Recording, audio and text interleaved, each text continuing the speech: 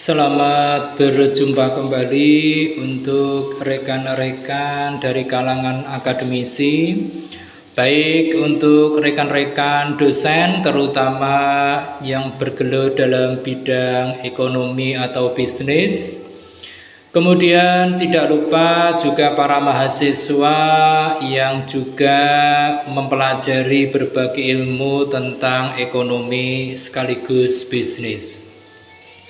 Juga tidak ketinggalan untuk rekan-rekan guru maupun siswa terutama yang berkaitan dengan mata pelajaran dalam bidang ekonomi, bisnis ataupun kewirausahaan.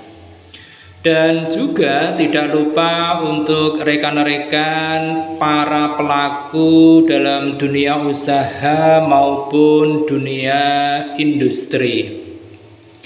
Dalam kesempatan yang amat baik ini kita akan membahas salah satu topik yang ada dalam bidang pemasaran atau marketing, di mana kita dalam beberapa menit ke depan akan lebih fokus pada pokok bahasan tentang segmentasi pasar.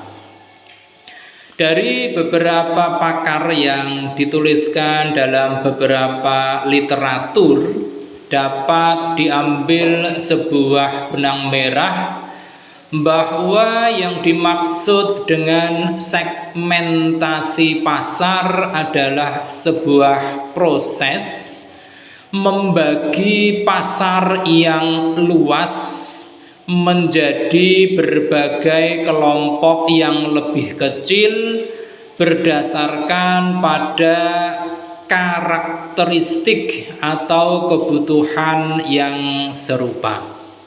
Nah, itu tadi adalah pengertian dalam artian sederhana dari segmentasi pasar. Kita juga tidak lupa untuk mengetahui lebih dalam tentang apa saja yang menjadi manfaat dari jika kita melakukan aktivitas berupa segmentasi pasar.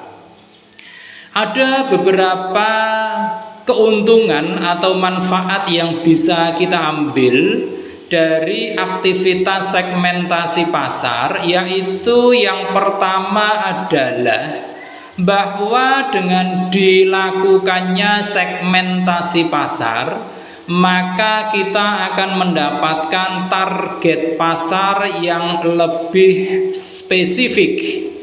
Di antara kespesifikan tersebut, kita dapat mengambil beberapa di antaranya, yaitu tentang karakteristik dari konsumen kita, bisa juga tentang kebutuhan yang dibutuhkan oleh customer kita, dan juga tentang preferensi dari customer kita. Kemudian manfaat yang kedua dari segmentasi pasar adalah kita dapat memahami kebutuhan customer atau pelanggan lebih dalam. Dalam hal ini, kita dalam melakukan segmentasi pasar harus menganalisis berbagai data, misalnya data demografis, kemudian ada data geografis, ada data psikografis, maupun data-data tentang perilaku konsumen. Kemudian untuk manfaat ketiga, yaitu kita dapat meningkatkan retensi pelanggan. Dalam hal ini, pelanggan akan merasa dipahami dan diberikan penawaran yang tepat, itu akan cenderung lebih merasa puas serta tumbuh rasa loyalitasnya terhadap kita atau perusahaan kita. Manfaat keempat dari dilakukannya segmentasi pasar adalah kita dapat melakukan pengembangan dalam hal inovasi produk-produk kita. Dengan segmentasi pasar akan membuat perusahaan akan tetap terus relevan di pasar. Kemudian juga dapat menarik pelanggan baru dan juga akan meningkatkan keunggulan kompetitif dari produk-produk yang kita hasilkan. Yang kelima, manfaat dari dilakukannya segmentasi pasar adalah kita dapat mengidentifikasikan peluang pasar baru.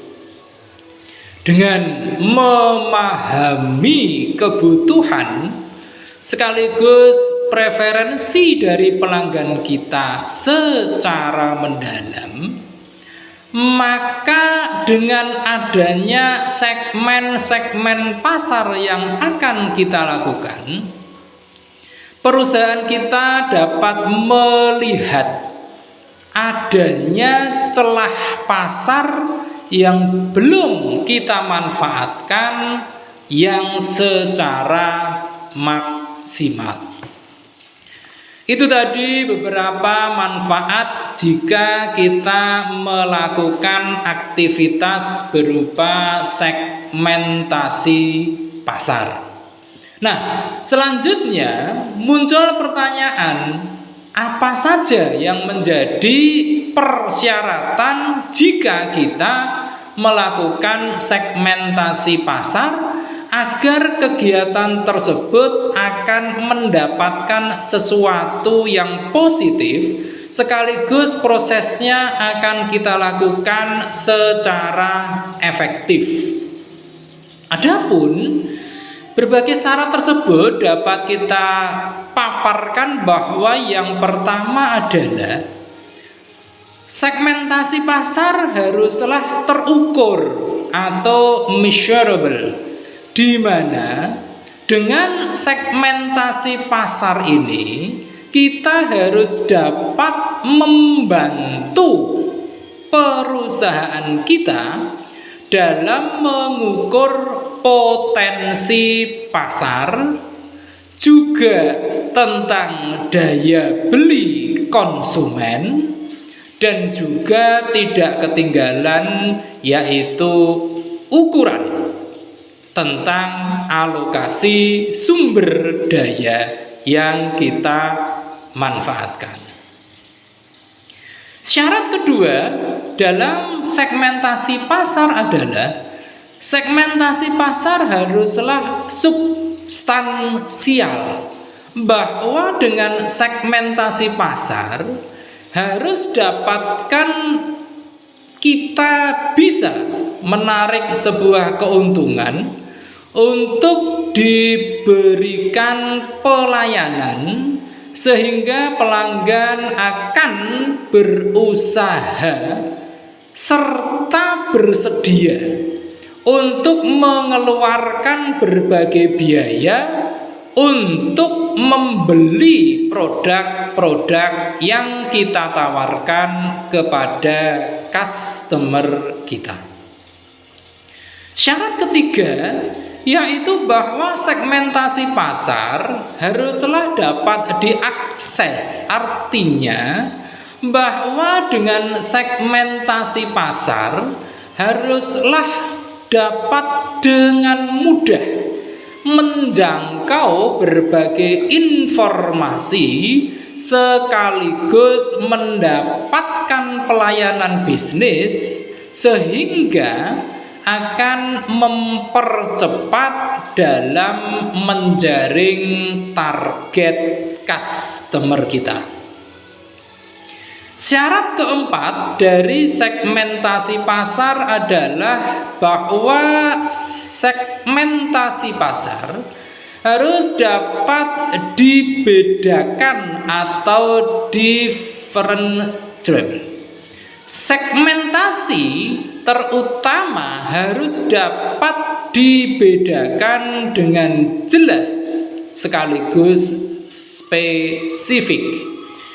Sebagai contohnya adalah kita bisa mengelompokkan dalam berbagai hal, misalnya dengan memisahkan customer kita berdasarkan jenis kelamin, bisa juga dikelompokkan berdasarkan usia, juga bisa dikelompokkan berdasarkan profesi atau berdasarkan dengan kriteria-kriteria yang lain. Syarat kelima yaitu bahwa dengan segmentasi pasar harus dapat dilayani atau actionable. Artinya bahwa dengan segmentasi pasar dapat dijangkau atau dilayani oleh agen-agen bisnis kita dengan pelayanan yang terbaik, sehingga akan memberikan pengalaman bagi pelanggan kita, terutama dengan pengalaman-pengalaman yang positif, sehingga pelanggan kita akan memiliki kesan terbaik dengan pemanfaatan produk-produk kita.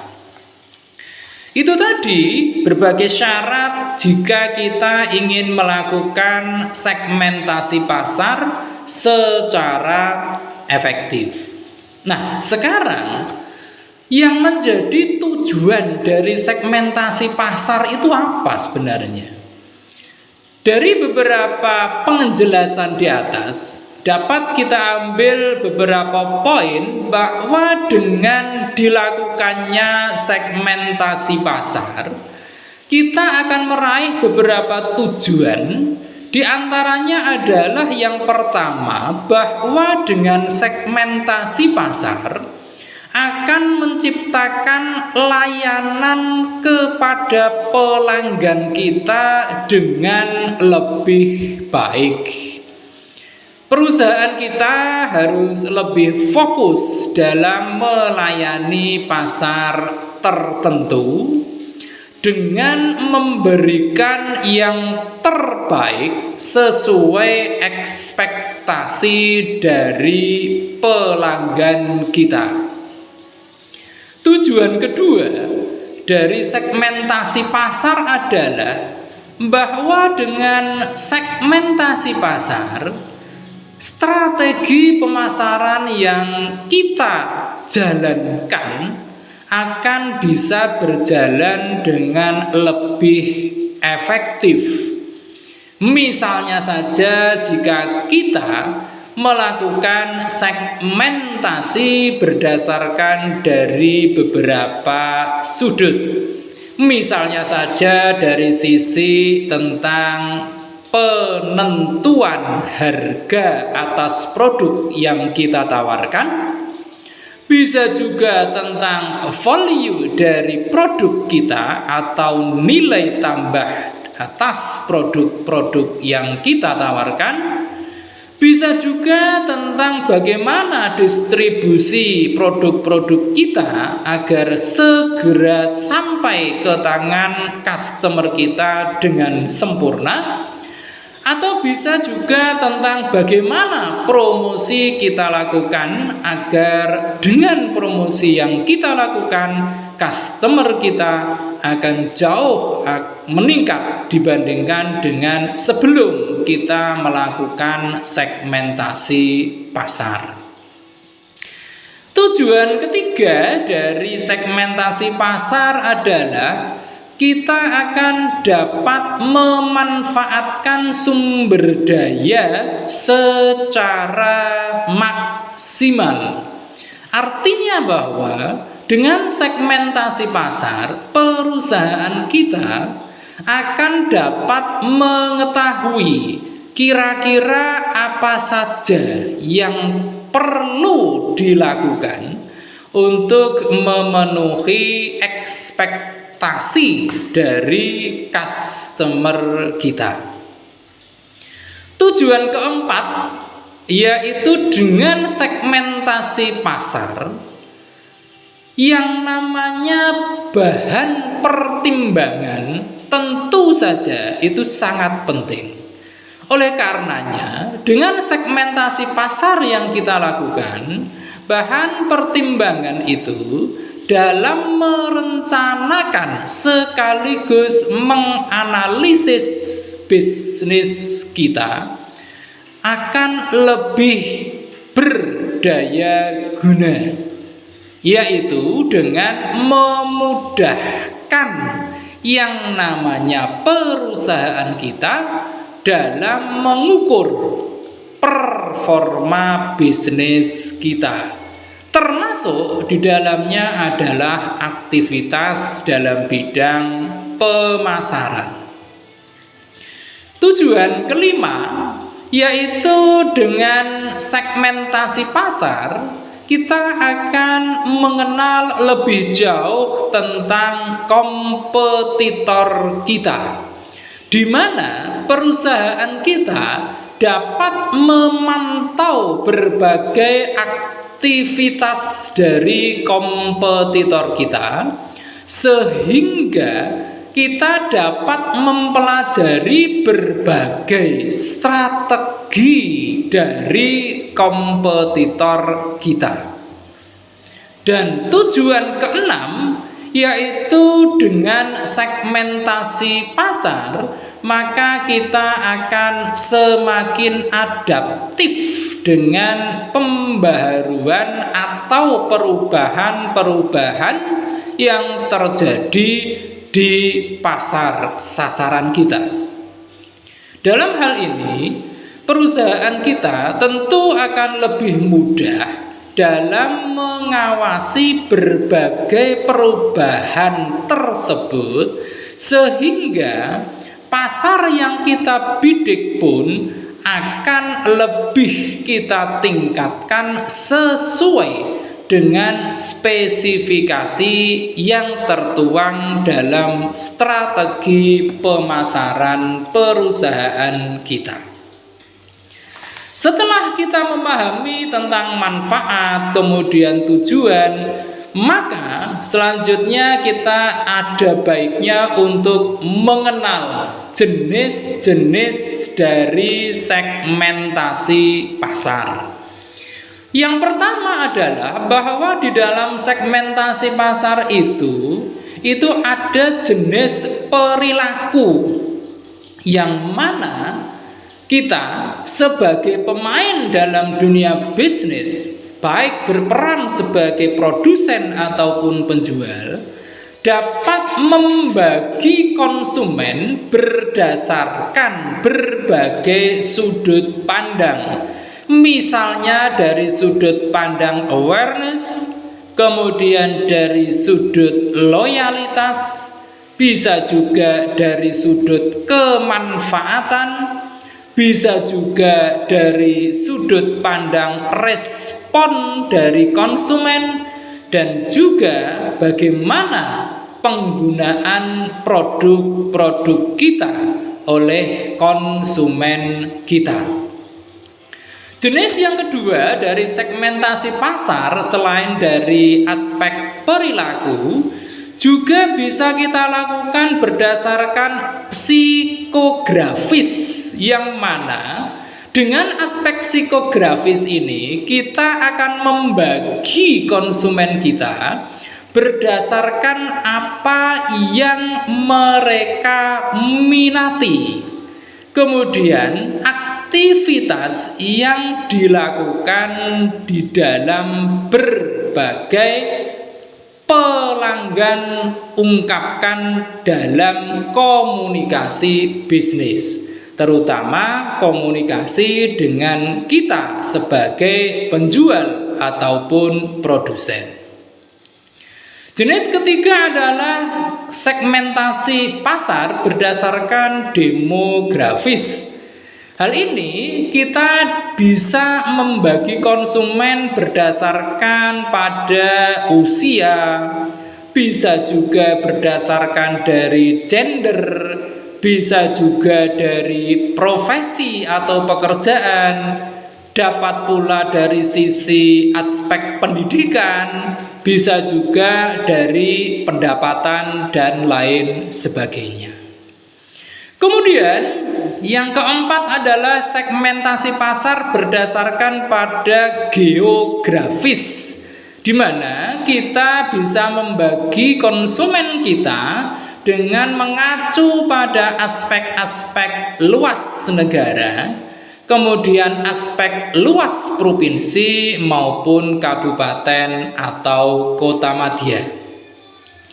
Dan jenis kelima yaitu musiman, di mana kita dengan segmentasi pasar itu akan membagi target pasar seperti dalam bentuk berbagai musim. Misalnya musim penghujan, musim kemarau, atau justru bisa juga berdasarkan musim-musim, berdasarkan aktivitas masyarakat sesuai dengan musim-musim yang biasanya menonjol dibandingkan dengan kegiatan-kegiatan di musim-musim yang lain.